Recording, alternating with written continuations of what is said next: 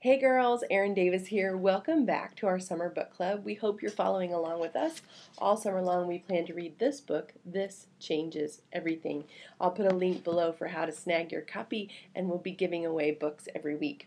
And you can hop on the blog every Monday for a quick video blog update and follow along with us. This week we read chapter 1, which is about our identity. And the big idea of this book is that the gospel changes everything.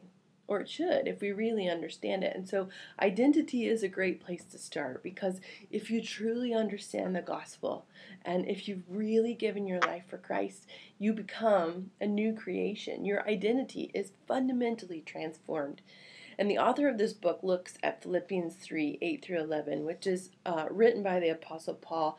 And she sums up this passage for us with 6 things that a Christian does, according to Paul. And the first thing that a Christian does is that we treasure Christ. And that sounds really warm and fuzzy, but it's not just a bumper sticker theology or wearing a cross. It's that we truly treasure Jesus and His Word. The second thing that a Christian does is a little tougher. We treasure Christ and we devalue everything else. So we say Jesus is better than my grade card. Jesus is better than my friendships. Jesus is better than my relationship status. Jesus is better than my college plans. Jesus is such a treasure that everything else is less than. The third thing that a Christian does is that we put our faith in Christ alone. That's another thing that is really easy to say and is not at all easy to live. Our hope is in Jesus. Our hope is not in our circumstances. It's not in our relationships. It's not in what's going on in the world. It's not in our feelings. All of our hope is in Jesus. The fourth thing that a Christian does is that we know Him. Now, we can't know Him fully this side of heaven, but we desire to. And we seek to know Him through His Word. We learn to listen for His voice.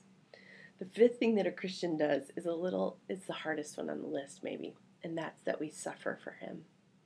And this part of this chapter really encouraged me this week. I hope that it encouraged you. I'm not truly suffering in my faith for Jesus as an American in the West. I have a lot of freedom, but there are pain points. There are parts of my life that are harder because I'm a Christian, and sometimes I get discouraged in those areas. And this chapter reminded me that's one of the hallmarks of being a Christ follower is that there's some suffering involved, at least for now. And the sixth thing that every Christian does is that we become like Him. More and more through His Word and the ways that He shapes us, we become like Him. So the question for this week, she explores each of those things in ways that are really beautiful and practical. But I think a takeaway is, am I doing these 6 things that every Christian should be doing? Do I treasure Christ? And by comparison, do I devalue everything else? Is my faith in Christ alone? What am I putting my faith in? Do I know Him? Do I seek to know Him? Am I willing to suffer for Him? And am I trying to become more and more like Him? Because the gospel, it changes everything. And it changes fundamentally who we are. Bethany will be back here next Monday looking at chapter 2 with us. If you haven't yet grabbed your copy of this book, let us know below. We've got 10 copies to give away this week. And I'd just love to hear your thoughts as you're reading along with us. How has the gospel transformed your identity?